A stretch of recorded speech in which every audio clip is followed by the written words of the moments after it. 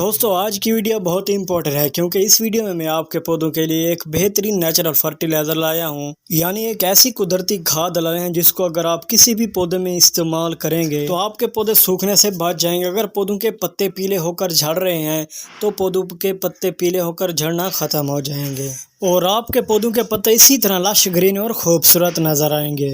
चाहे आप इस खाद को सब्जी वाले पौधों में इस्तेमाल करें, फल वाले पौधों में इस्तेमाल करें या फूल वाले पौधों में, जिस पौधे में इस चीज़ को आप इस्तेमाल करेंगे तो आपको अपने पौधों से अच्छा बेनिफिट मिलता रहेगा।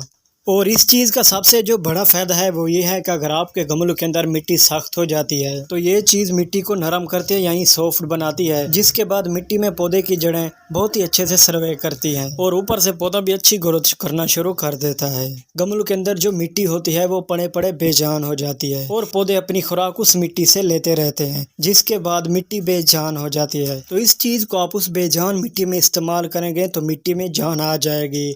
मिट्टी में नाइट्रोजन भी होगा, पोटाशियम भी होगा, फास्फोरस भी होगा, कैल्शियम भी होगा, जिंक भी होगा, आयरन भी होगा और ये चीज़ मिट्टी के पीएच लेवल को भी ठीक करती है, जिसके बाद पौधे सूखने से बच जाते हैं और उन पौधों पर फल फूल और सब्जियां भी भर के आती हैं।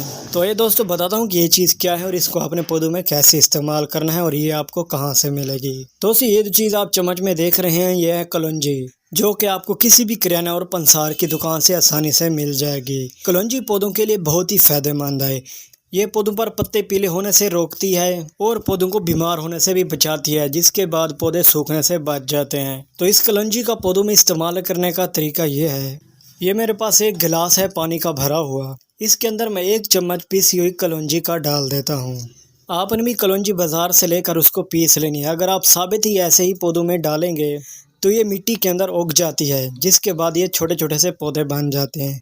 तो आपने इसको पहले पीस लेना है ताकि ये फर्टिलाइज़र के तौर पर काम करे और हमारे पौधों को फ़ायदा पहुंचाए। जब कलौंजी पानी में अच्छी तरह से हल हो जाए तो इसे पौधों में इस्तेमाल करने से पहले अगर आपके गमलों के अंदर मिट्टी सख्त है तो पहले आपने कोड़ी कर लेनी है। अच्छी तरह से कोड़ी करनी है, 1 इंच से ज़्यादा गहराई तक नहीं जाना, वरना नीचे से आपके पौधे की जड़ें भी टूट सकती हैं, इसलिए आपने एहतियात करनी है। जब गमलों के अंदर अच्छी तरह से कोड़ी कर लें, गमलों के अंदर अच्छी तरह से कोड़ी कर लेने के बाद जब पानी में कलौंजी हल कर लें तो आपने इसे गमलों में डाल देना है।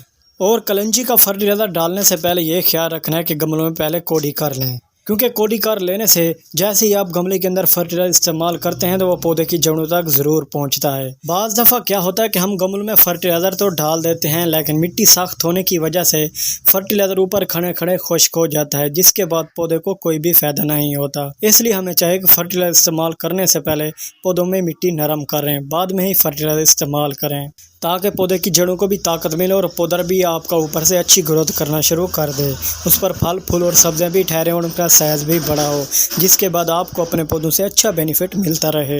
दोस्तों ये कलौंजी का फर्टिलाइज़र आपको कैसे लगा? आप भी बनाकर अपने पौधों में ज़रूर इस्तेमाल करें, इससे आपको अपने पौधों से अच्छा बेनिफिट मिलता रहेगा। उम्मीद करता हूं दोस्तों आज की मेरी ये छोटी सी वीडियो आपको पसंद आई होगी। अगर आप मेरे चैनल पर नए हैं तो मेरे चैनल को सब्सक्राइब कर लें, क्योंकि ऐसी ही इन्फॉर्मेटिव वीडियो आपके लिए बनाता रहता हूँ।